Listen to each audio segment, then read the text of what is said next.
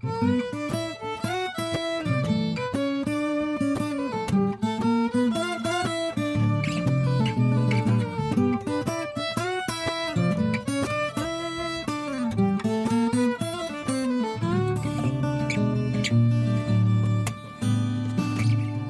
late in the evening. I can see that radio light. And everybody gathers and everybody'd rather be together on a Saturday night. Plates on the table, sister and brother on my right. And everybody gathers and everybody'd rather be together on a Saturday night. Well, you're listening to Shaun of the South. We're coming to you the first of the new year, 2021. With special guests tonight, old-time fiddlers Tricia Spencer and Howard Raines, Aaron Peters on the biscuit box fiddle, and Silvio Centemore on the drums. We're going to give you a rundown of how we plan to spend this year, letters from the road, read you a little bit of our mail, and also want to mention this broadcast brought to you by WNC Original Music. My buddy Ron Taylor scours the nation searching for music that will bless your heart and blow your hair back.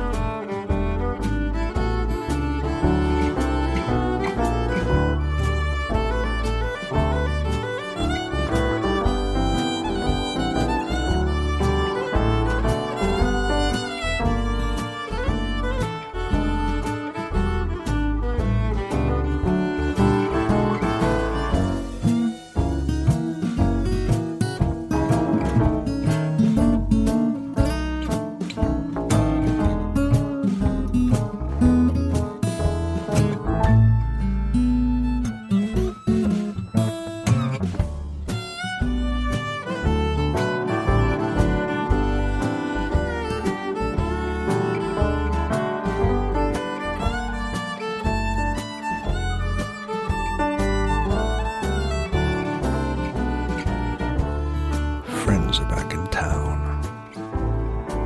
Folks are doing just fine. And everybody's happy, even grumpy old grandpappy together on a Saturday night. Coffee on the stove, oh, sweet potato pie. You probably couldn't stand it. We're smiling like a bandit together on a Saturday night. Now we've been around the world from Timbuktu to Rome. It must be true what Dorothy said. Ain't no place like home. If you need a friend, hey, listen, buddy, I'm your guy. Just hurry and come over, mama made up all turnovers together on a Saturday night. Everybody gathers and everybody'd rather be together on a Saturday night.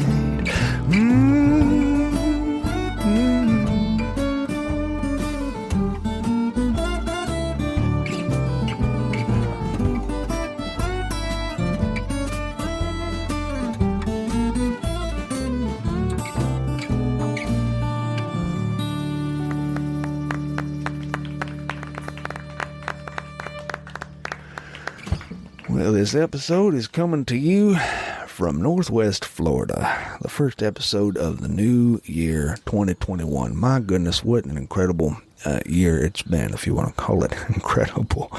You could call it anything, really, and that definition would probably fit. Incredible would probably be the last word you ever use. It's been a tough one.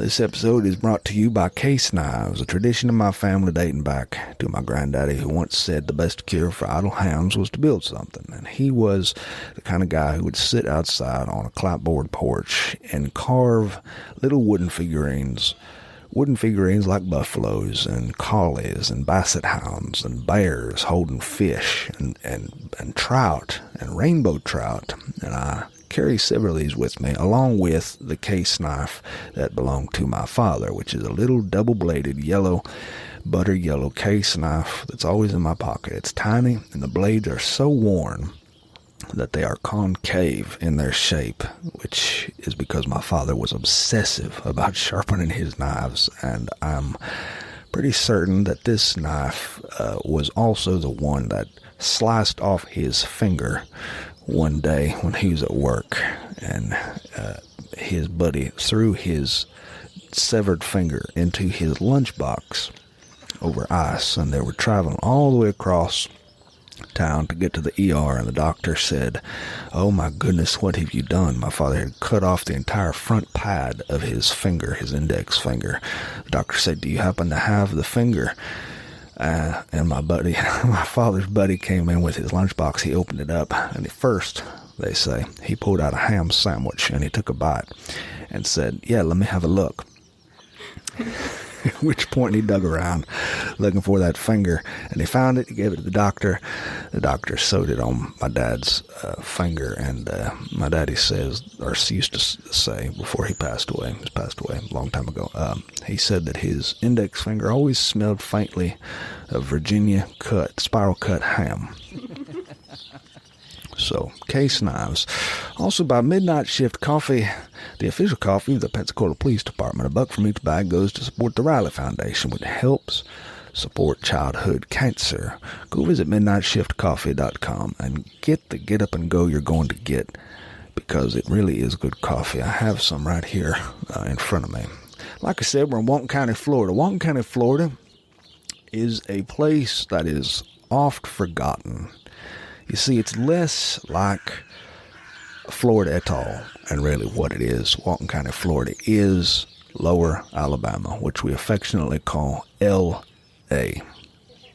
Now, a lot of people don't understand that is where I live. They think Florida, and Florida brings up all sorts of images of Miami and Art Deco shopping districts and places that are heavily influenced by the Latino populations. Not so in Walton County. We are a county that butts up to the state of Alabama. We even have a town in the north of our county called Florala. Florala. I love that name. It's a combination of two worlds is what it is. Defuniak Springs is the county seat of Walton County, Florida, my home county. And in Defuniak Springs is this little historic library, this little clapboard house that looks an awful lot like the kinds of houses our old people used to sit on many years and years ago. This place was built in 1886 when a group of women who were part of the Walton County, they were the Ladies' Aid Society is what they were. These women banded together and raised $580 for this little clapboard house. And they became the Ladies' Library Association. They earned money for books and kept the library open until 1902, when the first official librarian was hired, Alice Fellows. She became the first salaried librarian of Walton County. This library has been operating since 1896 to 1926. The name was later changed in 1975 to the Walton/Defuniak Library, and in 1984 there was a beautiful rear section added, which really fits the library nicely. And the great thing about this place is, aside from the clapboards and the little steep roof and the wooden doors in the front and the huge live oaks that lean over it and the azaleas blooming and the wax myrtles, and the location is quite serene. If you've never been to Defuniak Springs, you really ought to go. The great thing about this library is that it is the oldest continuously operating library in Florida. The oldest continuously run library in our state. Unbelievable. $580 they raised. This place has kept me sane during a pandemic. I have checked out so many books during this pandemic. It is ridiculous. It is ridiculous. Another reason I tell you about this library is because this is my home county, and this is where our first episode of the season is coming to you from. And this season, we're going to be taking you in the theater of the mind to different places throughout the U.S. and throughout the Southeast. The reason for this is because since we started this show several years ago, we've been fortunate enough to gather a bunch of listeners. We began this show with 8 listeners, if you can believe it. 8 listeners, not even enough to form a baseball team. And after years of hard work and travel around the nation and just plugging away with a lot of help and support from a lot of different people, we have built that number up to 12 listeners. And so we put out there that we would like to go to visit some great places in this country. So coming up on the next segment, I'm going to tell you some of these places that were suggested to us, and we're going to play this by ear, I guess, this year, and move from I don't know, spot to spot. Now, before I get started, with me today is Tricia, Spencer, and Howard Rains, who are going to play a song for you that it is extremely old, and it's a song that makes me, well, I guess it makes me think of Florida because of the terminology, which you will hear, and I won't spoil it for you. All right, so, ladies and gentlemen, Tricia, Spencer, and Howard Rains, go ahead.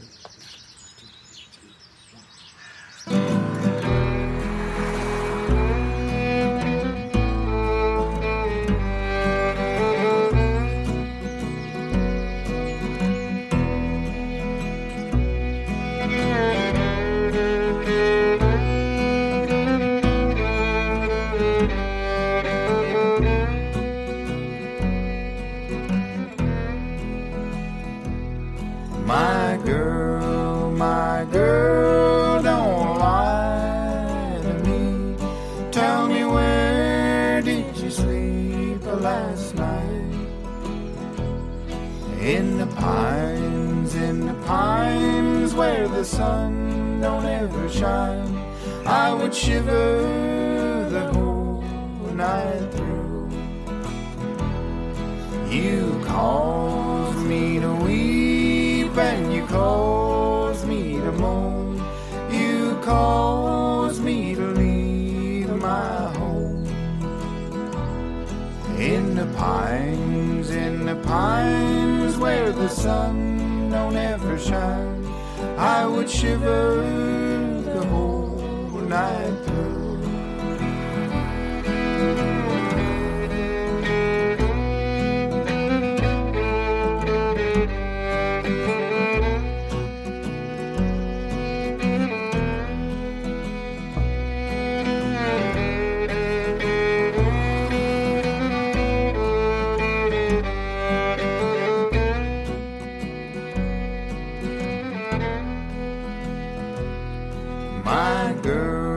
My girl, where will you go?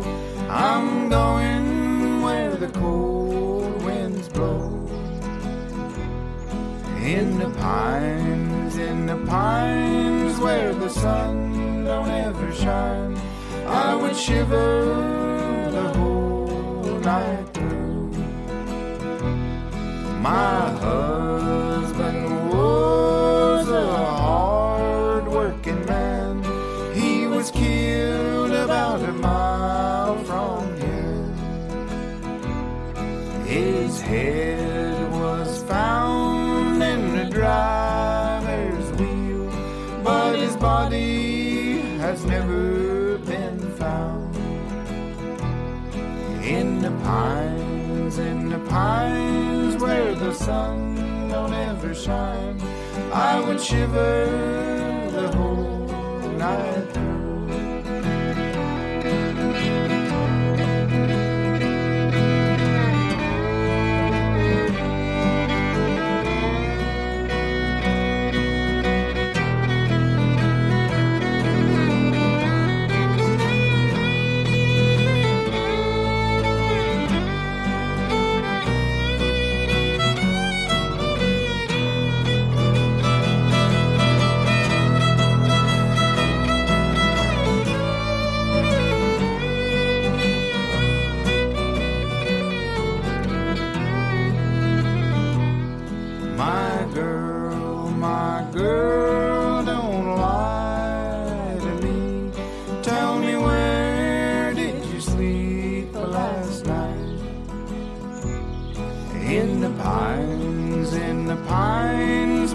sun don't ever shine, I would shiver the whole night through.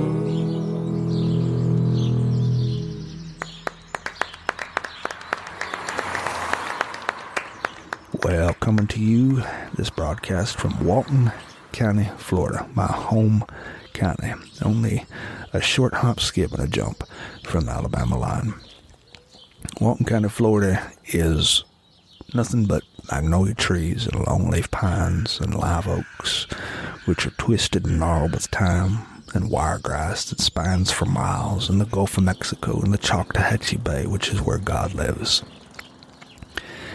In 1824, Walton County was organized by European Americans, and it was named for Colonel George Walton, Jr. Now, Walton, the son of George Walton, Sr., was a signer on the Declaration of Independence. He was born in 1786 in Georgia. He died in Virginia.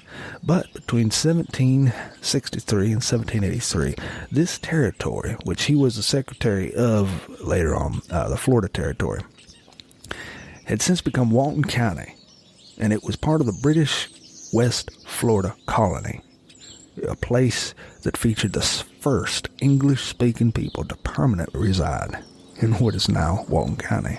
Now, most of these people were Scottish settlers. They were very, very surly people. They had come from the back countries of the Carolinas, and they'd come here to find a new life for themselves along the Choctawhatchee River and the Yuchi Valley. These were people who were ungovernable by the Spanish government. They were constantly defined as quote-unquote stubborn. The stubborn Irish, the stubborn Scottish, and the stubborn English. These are my people. Walton County has the highest point in Florida, which is 345 feet, or 105 meters. It's located in North Walton County. It is Britton Hill. And the highest town itself is also in Walton County, just close to the Alabama line, Paxton, Florida. If you've never been to Paxton, you are missing out. There's a sign, a billboard on the side of the road somewhere up around there that says guns, Viagra, and discount lottery tickets. I'm not making that up. You will need to see that one day. It will bless your heart and blow your mind. Walton County is special. It's got a wonderful vibe to it. In the Christmas season, just recently behind us, the Funiac Springs puts on all these lights that surround the downtown. And this library that I'm telling you about, this library is just an experience. Walk in, look at the floorboards and the clapboards on the sides, and the little sign that perches itself out front beneath them, gnarled live oaks. You owe it to yourself to come visit a little bit of Walton County. Now, Tricia Spencer and Howard Raines are going to play you a song that you might have heard when this little town, this little county, dedicated this little library to its people, to its children, and to its adults, and to its red-headed author who would use and avail himself to these books during a pandemic. This is a song you might have heard when the ribbon was cut and the door was opened, and this county welcomed its library into being.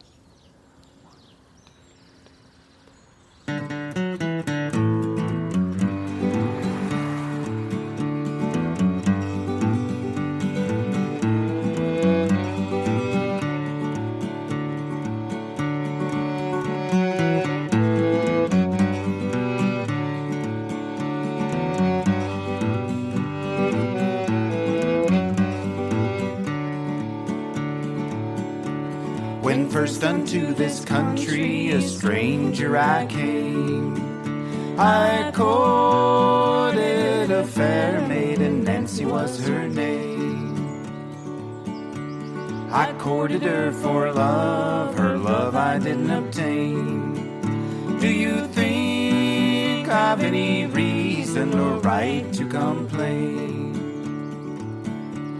I rode to see my Nancy, I rode both day and night, till I spied a fine dray horse, both plump looking and white.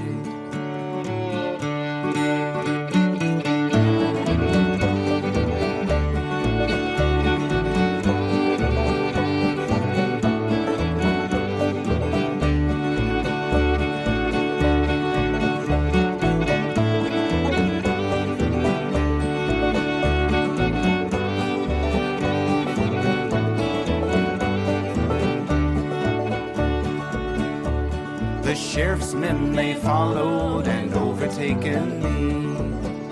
They carted me away to the penitentiary. They opened up the door and then they shoved me in. They cleared off my head and they shaved off my chin. They beat me and they banged me, they fed me on dry beans, till I wished to my own soul I'd never been a thief.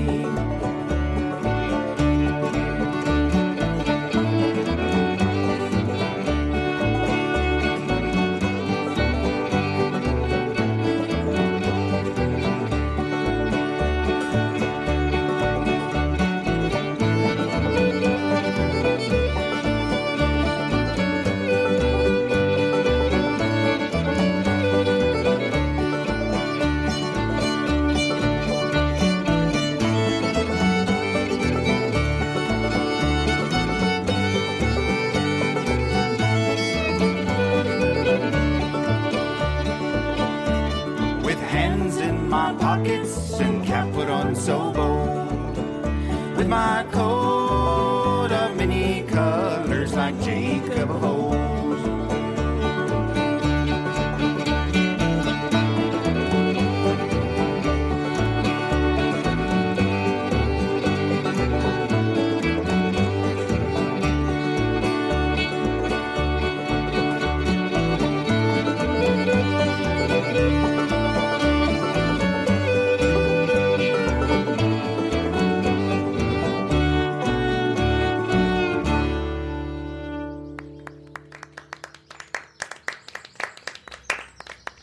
Well, we're going to read you a little bit of our mail sent in to us from listeners all over this fine nation who had nothing better to do than to put pen to paper or thumb to phone screen and tell us a little bit about something we ought to do. We put out on social media a question asking where we should visit with this podcast for the 2021 season. Since we're not doing any live shows and since we are, well, let's just say it, isolated from daily life and happiness and all sorts of joy, we are taking it to the road, and really we're bringing you, hopefully, in the theater of your mind, into some brand new locations. That was the goal this year.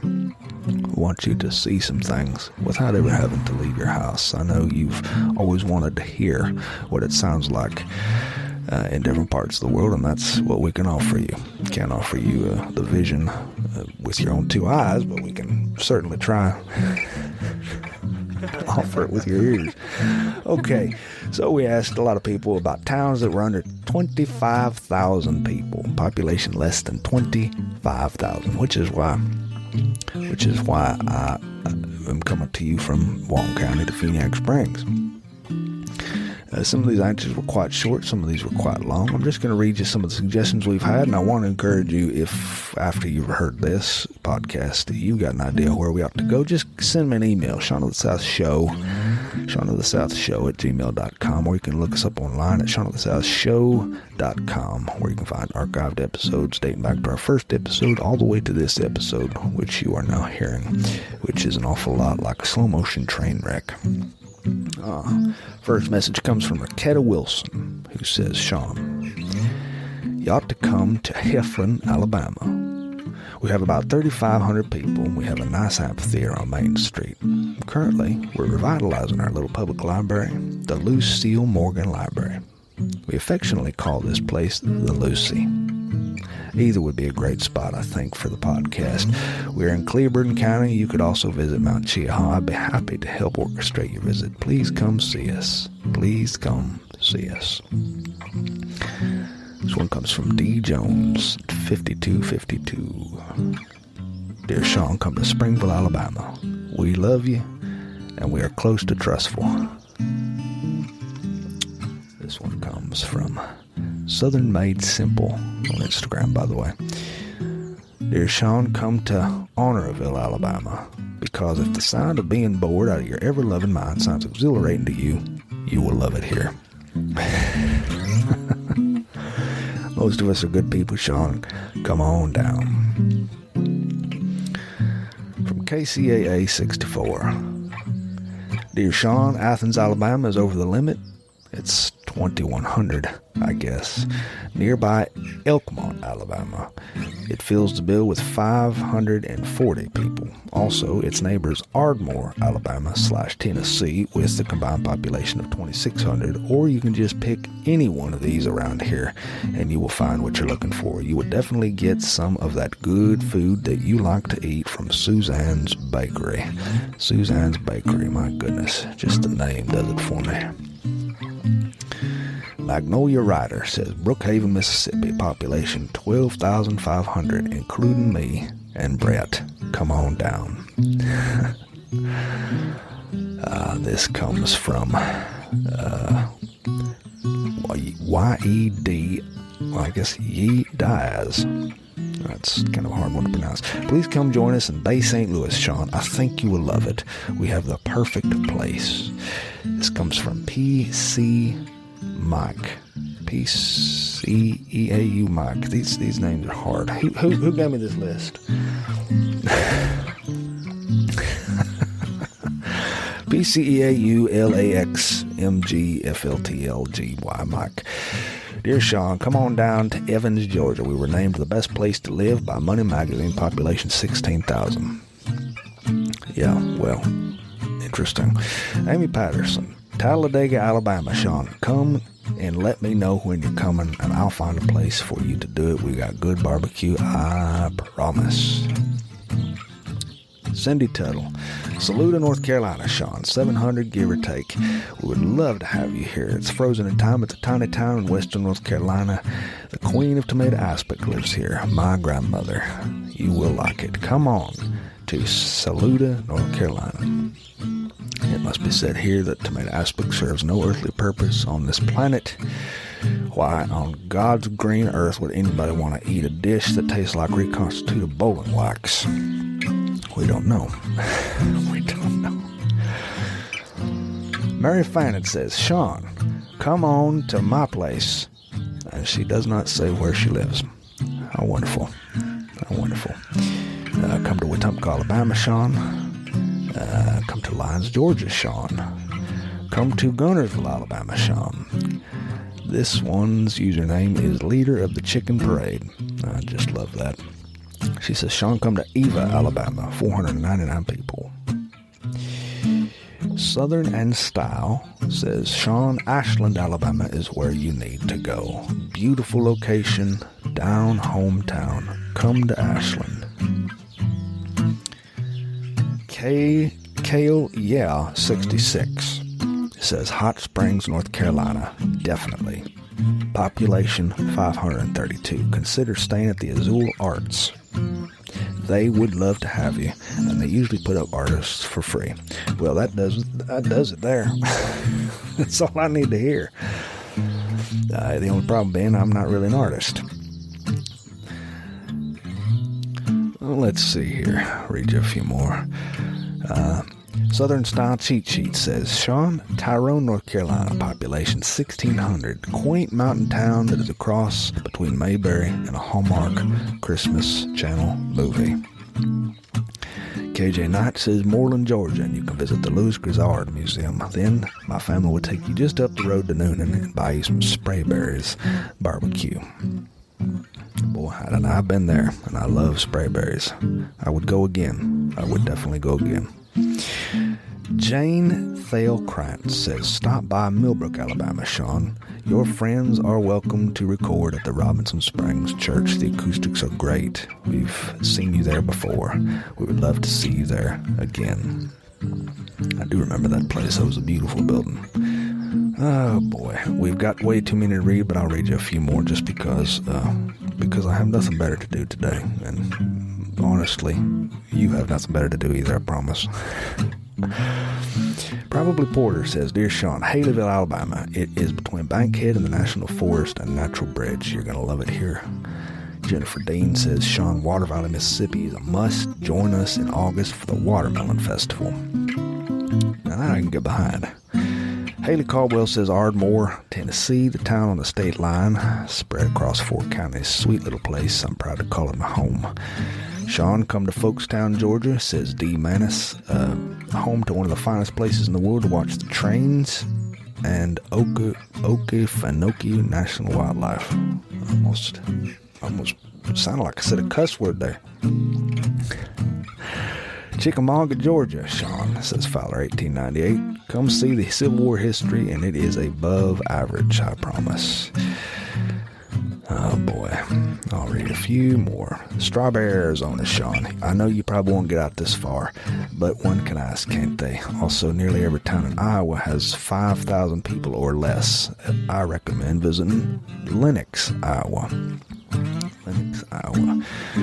Kathy Perrin says Island, Kentucky, Sean. There's no beachfront property and nothing but great burgers. Come see us. And finally, Debbie Gibson 59 says Orange, Texas. Population 18,500. We're on the Texas-Louisiana border. The Lucher Theater is beautiful. Pre-pandemic, we used to have Broadway shows and musicals all year. I think you would really like it here. Come on down. And that's letters from our listeners. I'd like to tell you we're happy to entertain any single idea you give us. Tell us a little bit about the history of your county. Tell us a little bit about why we ought to come. And who knows, maybe we'll show up in your neck of the woods. How about another song here to save me from myself, from talking too much? Tricia Spencer and Howard Raines are going to play a song for you here. Tricia Spencer is a Kansas fiddler who grew up learning old-time music from her grandparents. And at a really early age, she was always finding herself on some stage, tapping her foot to the beat of fiddles, banjos, mandolins, and guitars. Now, there's a real special way to dance to fiddle music. And this used to be our dance music way, way back in the day. Them pinewood dance floors would be out there, spread out underneath them cocktail lights, and young girls and young men would stand on that floor and they would kick their feet in rhythm. This is the kind of fiddle music that's very different than the fiddle music you hear coming out of Nashville today. This is old-time fiddle music. And Howard Raines is a native Texas artist.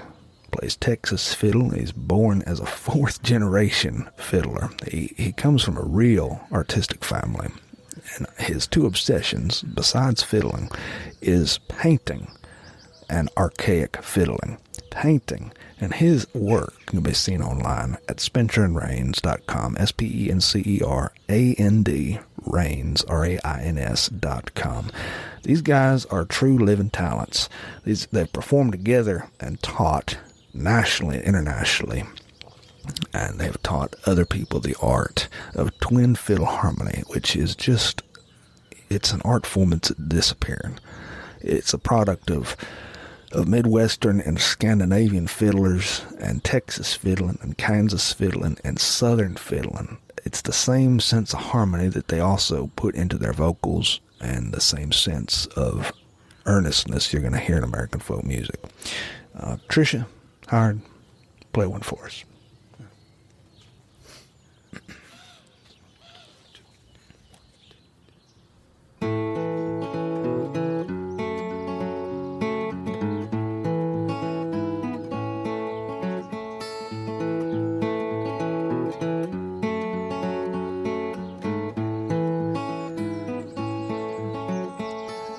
Come on, boys, let's take a little nap. We'll all go down to the Cumberland Gap. Cumberland Gap, Cumberland Gap. We'll all go down to the Cumberland Gap. Cumberland Gap is a mighty fine place. There's streams of whiskey to wash your face. Lay down, boys, and take your ease. Gonna have a battle with the ticks and fleas. Cumberland Gap, Cumberland Gap. We'll all go down to the Cumberland Gap. Cumberland Gap, Cumberland Gap. We'll all go down to the Cumberland Gap.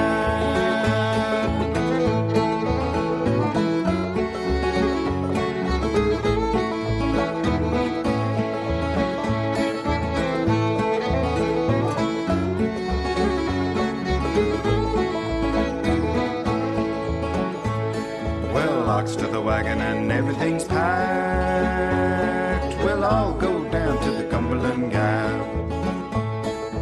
Cumberland Gap, oh Cumberland Gap, we'll all go down to the Cumberland Gap.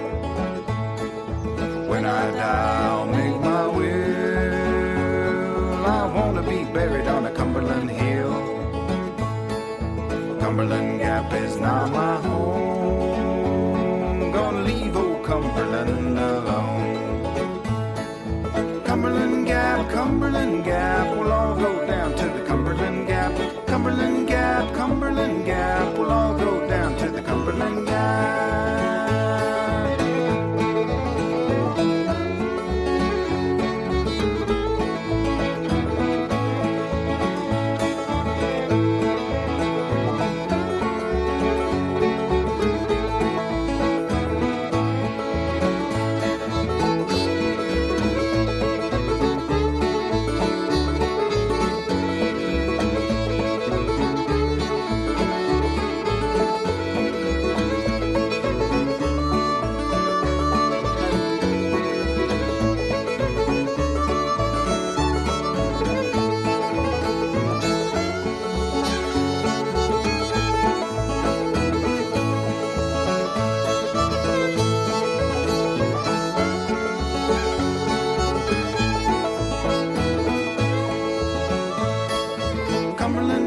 Cumberland Gap, we'll all go down to the Cumberland Gap.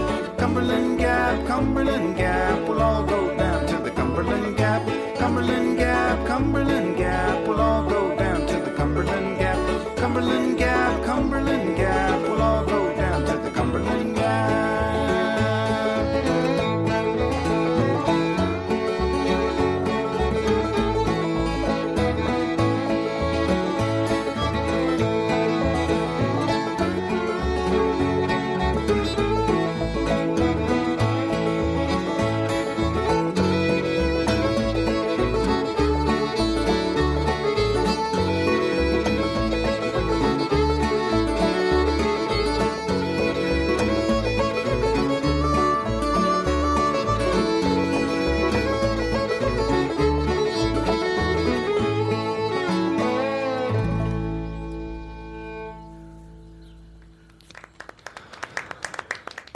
Well, this portion of our program is brought to you by Folklore Brewing and Meadery.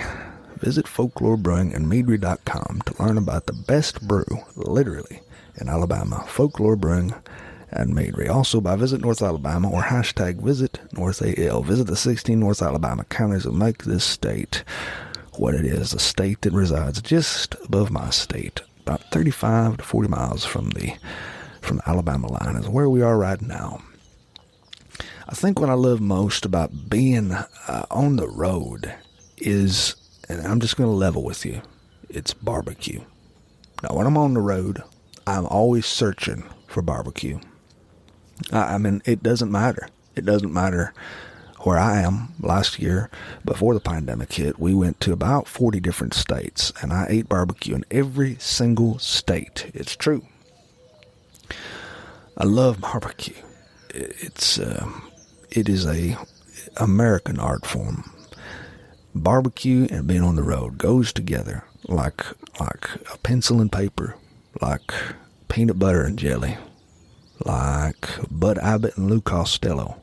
Barbecue is being on the road for me. Now, if you were to give me a list of the greatest feelings in the entire universe, the greatest feelings of all, barbecue would be up there.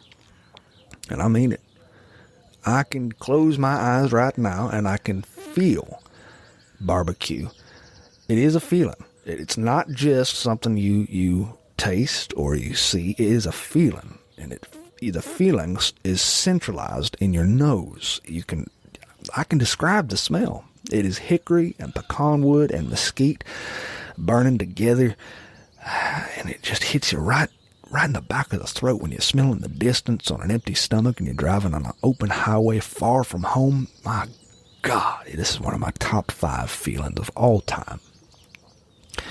It's the same feeling you get when you watch a ball game and it's the bottom of the 9th and 2 outs and your guy just is running from third base and he slides into home Everybody wins. Everybody cheers. Sid Brame, I'm looking at you. That's barbecue. That's the feeling. Another great feeling, children giving you hugs of their own free will and volition. Oh, that's a good feeling. Now, before the pandemic came, I used to go to church whenever the mood hit me. I've never been what you call a super religious guy, although I do come from people who were religious. We were the kind of people who did not believe in certain things because they led to certain things. Case in point, and this is true, my people did not believe in something called mixed bathing. Mixed bathing was the public swimming pool. Mixed bathing was girls in bathing suits and boys in bathing suits. This was lewd and lascivious behavior. My people did not believe in that. We were also kinds of people who did not believe in keeping Listerine in the cabinet because Listerine was too much alcohol. We didn't believe in having Advil or aspirin around because Advil and aspirin comes in 150 tablet containers, and that 150 tablets is doubting the Lord 150 separate times. You think I'm kidding? Well, my favorite part of church as an adult was when service was over and the preacher finally shut up. I'm sorry. Because there would be kids in church, and I love at the end of service when the kids would come running up to me and they'd throw their arms around me and they'd tell me about their week. We had a little redheaded girl. She'd come up to me at the end of every week and she'd throw her arms around me and she'd say, Mr. Sean, oh, Mr. Sean. We were the only two redheads in that entire church, and redheads are a dying breed, you know. Well, to a man like me who don't have kids, that is a real good feeling. I mean, real good.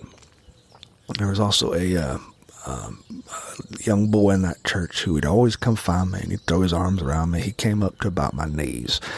He'd tell me what he did that week in school. He'd color me pictures. I remember one kid once made a little mug with paint on it. They knew I liked Superman, so they painted the Superman signal on it. I do love Superman. Another good feeling I could think of would be a loaded fireplace. There's nothing better than a fireplace. And dogs. What about dogs?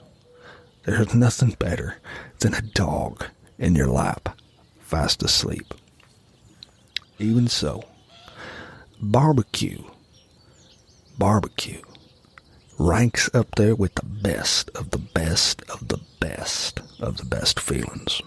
Now, you know it's true. You might even be driving on the road listening to this right now, this episode, eating barbecue. I hope you are. Well, that's what the pandemic took away from me. The joy of feeling the whir of tires beneath your seat and the sound of Farron Young on the radio singing those sad songs, or Barbara Mandrell, or Hank Williams, George Jones, the taste of country-style ribs. Oh, the pandemic took that from me.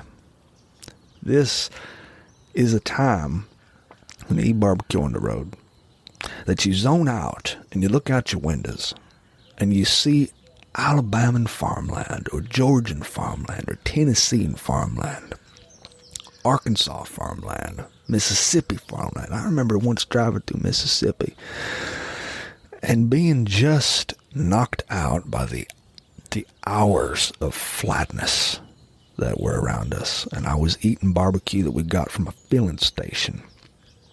Filling station barbecue. Oh, that's the feeling. That's the feeling. Those long, green, flat fields on your right and the golden hay fields on your left and the bass ponds with the cattle perched around the edges of the pond sipping, and old barns barely able to withstand the rigors of time, and chimneys still standing in vacant pastures which have had two houses built around them at one time or another in their lives, and bridges over creeks that are shallow, and ducks crossing the highway. I like tractors holding up traffic on two-lane highways. I love this when this happens. A lot of people behind you will get totally ticked off when they see that tractor weaving and bobbing on that two-lane highway, usually driven by an old man who's old enough to remember the presidency of William McKinley.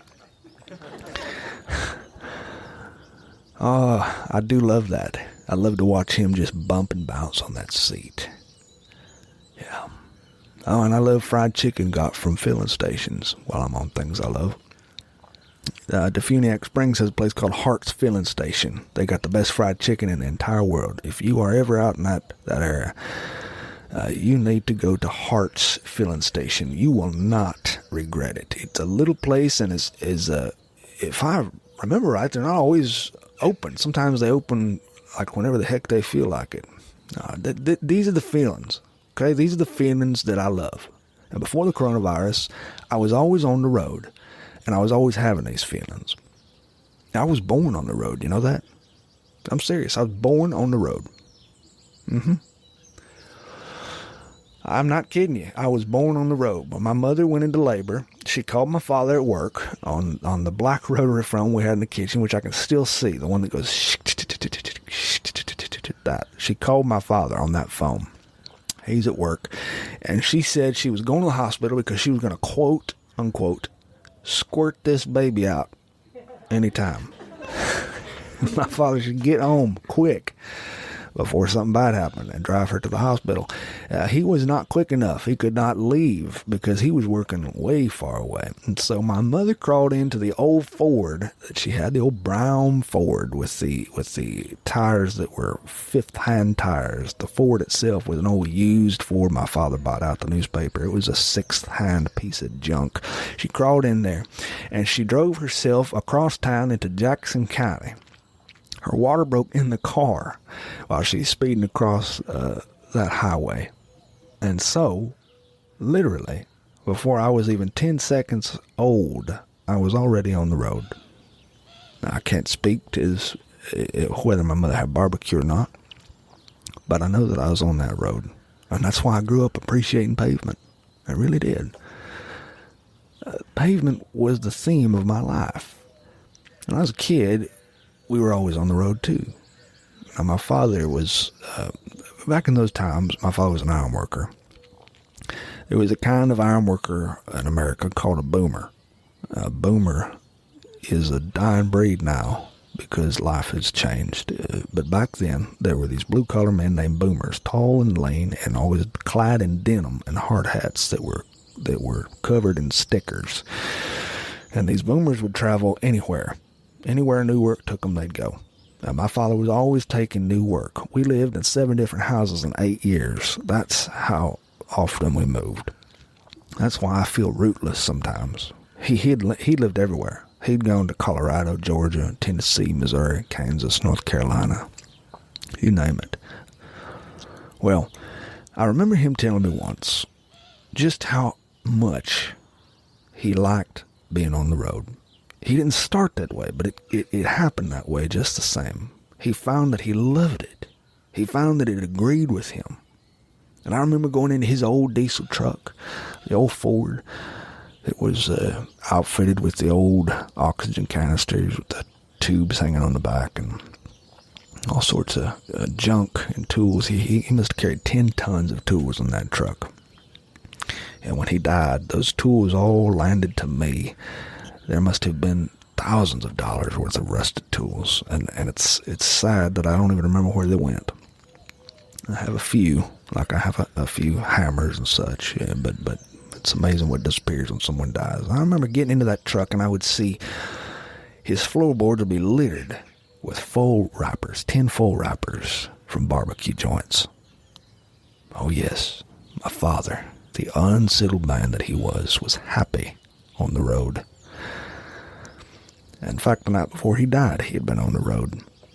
He's probably, right now, as I say this, in some otherworldly way, on the road right now. Since I was about 17 years old, I have been driving and always on the road. That's just been the way my life has been. I started playing music with regional bands when I was very young, and when I was old enough to drive, I took gigs wherever I could find them. Now, musicians are a funny lot, as you can tell here today, looking at these guys in here. And the way that they've fallen asleep while I'm talking. Funny. Well, musicians all over the world, I don't know if you know this, musicians all over the world, but especially in the U.S., are a community that forms in any state or any county or any little city, which is really part of a bigger community of musicians, which is really part of a regional community of musicians. And this community is not as big as you would think it is. Now, a lot of people, would imagine that there's just hundreds and hundreds and hundreds of musicians. Well, maybe in L.A. and New York, possibly, but not in the rural South. In the rural South, we don't have that many musicians. You have maybe enough musicians between Chiefland, Florida, and Atlanta to put together 3 or 4 good bands. So, it's true. Once you get into this community of musicians, you belong. And you find that you have only a few degrees of separation between you and a musician in Alabama, in Trussville, in Birmingham, in Atlanta. And so once your name's in the pool, you can get a gig anywhere in the U.S. The way I did things, it's the way a lot of people did things from a young age. So I played with anybody and everybody. I played piano in Atlanta one night, and the next night I'd play guitar in some water hole outside Birmingham. I'd play in a beer joint in Florida, and then I'd spend the next night in Mobile. And believe me, I'm not saying this is a great way to live. It's actually quite tested and tried. But at this stage of my life, when I was in my mid-20s to early 30s, this is how I paid my bills. I worked construction in the day, and when I could find it, and I would hit the road and I would play music wherever duty called. Now, thinking back about it, it's kind of romantic. Even though it probably wasn't truly romantic at the time, even though I was tired. And each night, my back would hurt because I often slept in my truck, and my dog was always with me. She loved to travel. Elame, my 80-pound bloodhound. And sometimes late after playing some loud joint where people would want a two-step and waltz to certain songs that I've played 100,000 times. I mean, you think when you play music you're gonna play the songs you love like Crazy and Hello Darling, but you end up playing Behind a Chain Link Fence, Achy Breaky Heart for the 150th time to people who are rich but bought a cowboy hat and started two-stepping as if they were, raised on the ranches of Texas when they've never really seen a cattle in their life, and in fact work for the attorney down the street and own golf clothes that cost more than your house. After a night like that, I would get into my truck and I'd drive on that dark highway, and I'd eat barbecue, and I'd get so tired once that food hit that I'd pull over into some vacant field in the middle of the night, and I'd unroll my sleeping bag in the bed of my truck, and I'd stretch out beneath the stars. I'd look up at that sky on a summer night, and the sky would just look like pinpricks in the purple fabric of heaven. And I would feel real joy. I really would. There's something about being on the road. It made me feel like I belonged in this earth, like I was a citizen here. Like the dirt and the soil beneath my feet kind of belonged to me. It was like I was no longer an orphan, which is how I felt for a long time after my father passed and growing up the way I did. I felt stranded. But here, on the road, I was an heir to this place. This place was mine to love, to appreciate, to write about. It was like a beautiful woman, or like the melody of an Aaron Copland symphony. This is what being on the road does for me. And the next morning I would inevitably crawl out of my truck bed, stiff and sore, with a lower back that just needed attention, and I would have to resist heavily the temptation to pop an aspirin, because that would be an act of non-faith. And I'd awake and I'd discover I was trespassing in someone's fescue field. Always. Well, it was free. And I'd look around and I'd see some farmer's truck coming to get me, and I would wake up and I'd try to hurry myself. I'd let my dog go off and do her morning business, and I'd brew coffee over this tiny camp stove with a propane tank that was, a tiny propane tank. And in 10 minutes, I'd be on the road again. And that was life, and it was beautiful. It's amazing what youth will do to a kid. It's intoxicating. Youth is a potent hallucinogenic. At this age of life now, I realized that I was probably just searching for myself. I was searching to find who the heck I was, and I was searching to find that little boy who I used to be, the kid that I'd lost somewhere along life's way. Or maybe I was just searching for images of an old man on a tractor. Or maybe I was searching for those old fields with the cattle perched around the ponds and sipping water, that gray water from that water hole. Or maybe I was looking for those old chimneys. Or maybe it really was as simple as just looking for a good place to get some barbecue.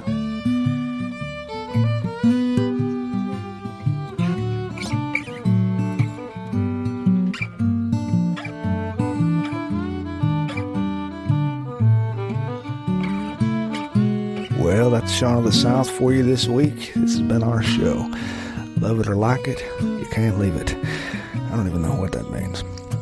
Look, if you'd like to send us a message, please feel free to do so at shaunofthesouthshow@gmail.com. Tell us about yourself, tell us about your life, your birthday announcements, potluck invitations, or ice cream socials, and I'll do my best to either read them over the air or answer your questions the best that I can. Tell us where we ought to go. Next week, we're going to be going to William County, Tennessee, to a town of 650 people with an area of about 1,100 acres. It's a little place located along the Natchez Trace Parkway. You don't want to miss it. So send us a message, tell us about yourself, or find us on Instagram, or find us wherever you want to find us. Just be happy. Be happy this week. Do whatever it takes to find your own happiness. Get on the road, eat some barbecue, down an entire vat of pimento cheese. Whatever you do, just try to smile. And if you can't figure out how to do that, then just look me up, and I'll make a big enough fool of myself that you won't be able to help but laugh. Adios.